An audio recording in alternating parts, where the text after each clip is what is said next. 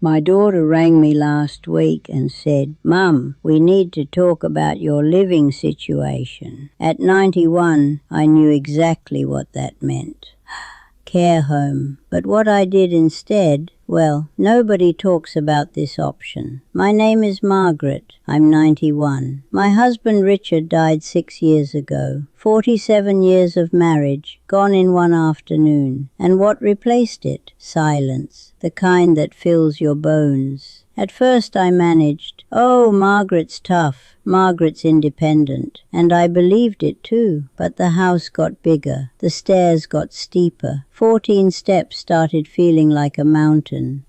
Then one morning, I slipped in the shower. Nothing dramatic, just went down. Sat there on the wet tile, water running over me, and the only thought in my head was, how long would I lie here before anyone found me? A day? A week? That thought changes you. It crawls inside your chest and stays. I thought about Helen getting that phone call.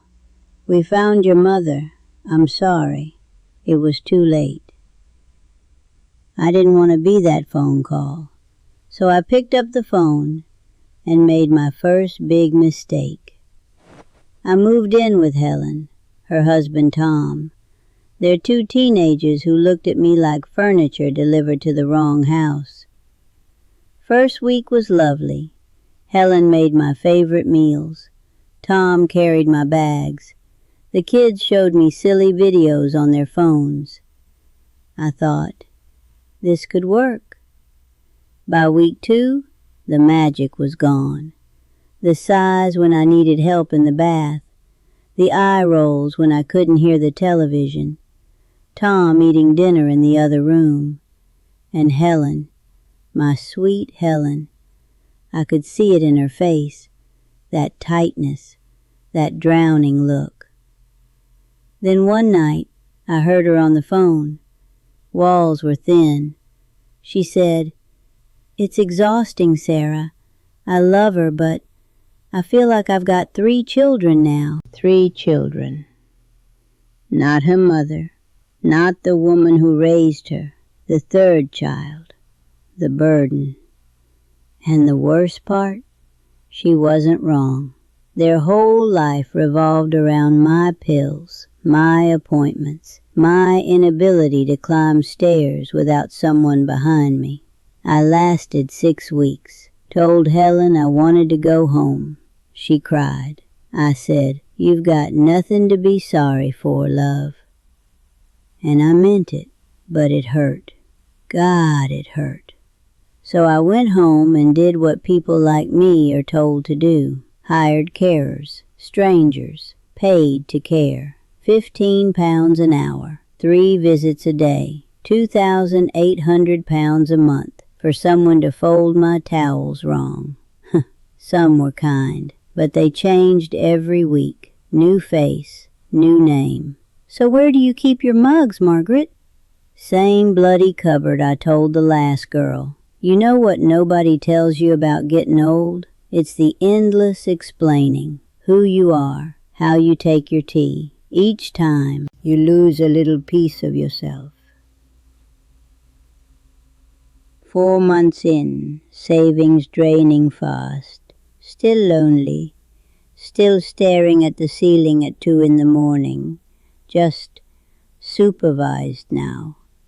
I was tired, broke, running out of choices. The only thing left was the beige prison.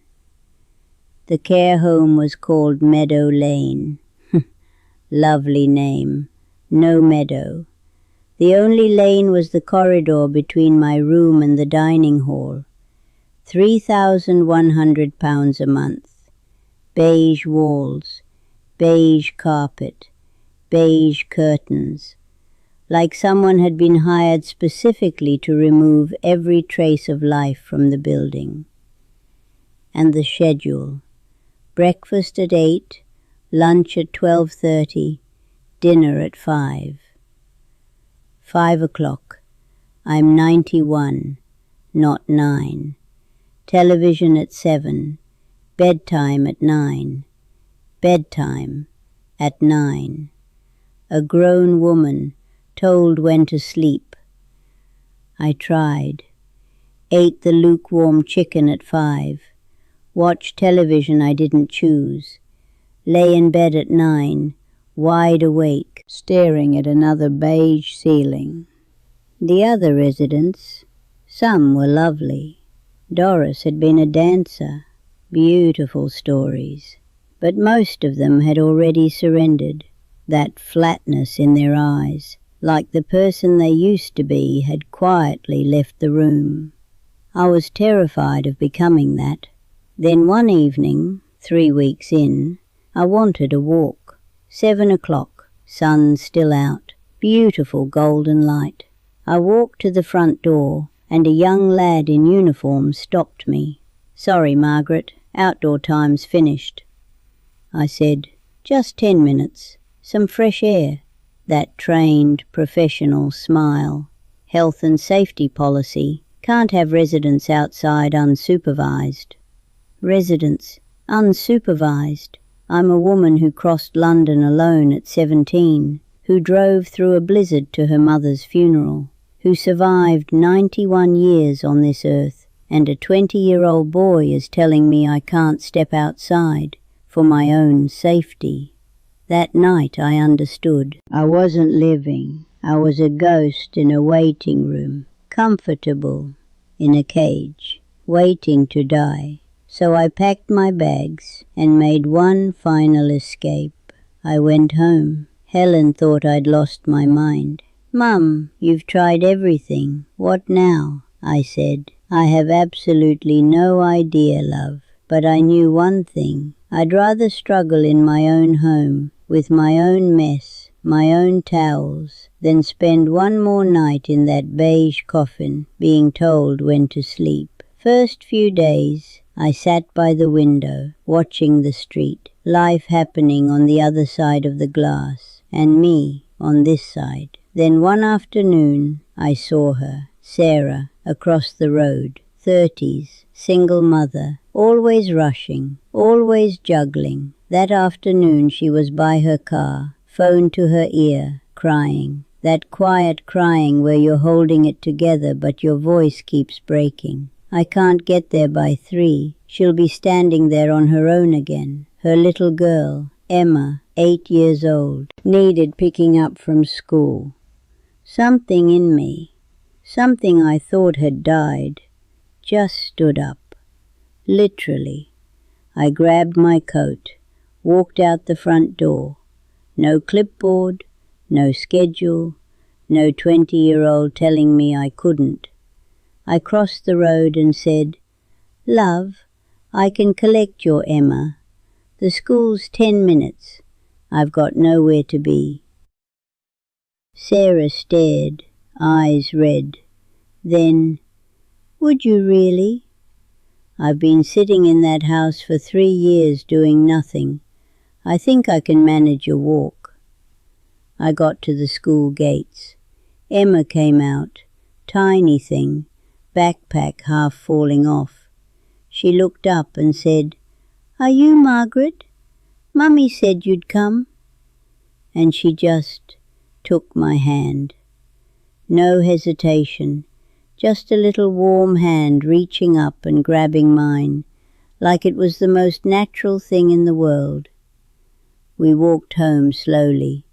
She told me about a boy who put glue in someone's hair, about her drawing of a horse, about wanting a cat. And for 15 minutes, I wasn't invisible.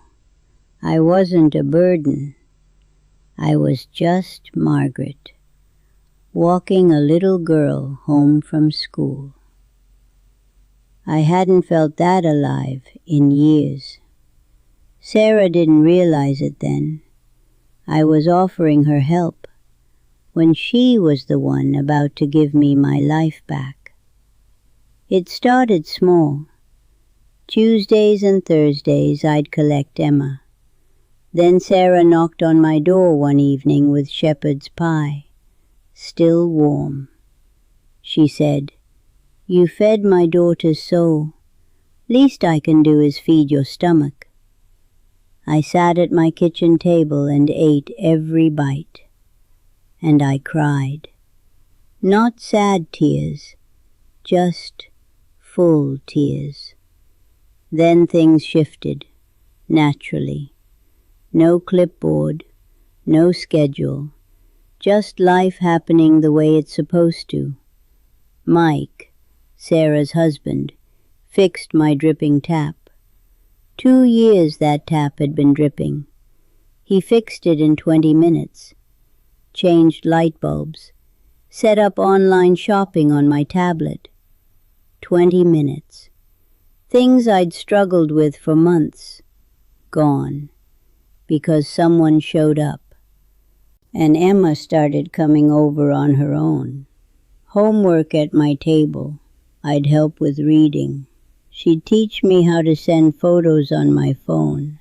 I'd teach her shortbread. Fair trade. One afternoon she looked at me and said, "Margaret, are you my grandmother?"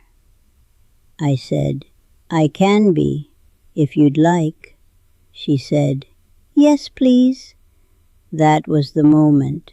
There were never just 3 options, not family, or strangers, or the beige prison. There was a 4th, right across the road the whole time. Community.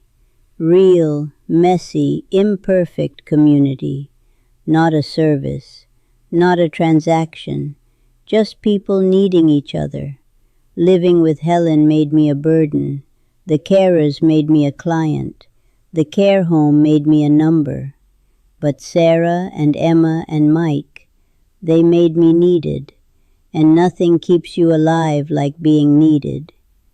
To the young people watching, if there's an old person on your street, don't assume you know what they need. Just knock. Say, "Are you all right?" You've no idea what those words can do. And to the old people like me, sitting in their chairs, watching life through the window, age changes what you have to offer. It doesn't take it away. You are not finished. You are not useless. I'm 91. I live alone. I need help. But I'm not sitting in a beige room waiting to die. I'm living. My own terms. My own towels. A little girl who calls me grandmother. And a tap that doesn't drip anymore. Not a bad life at all.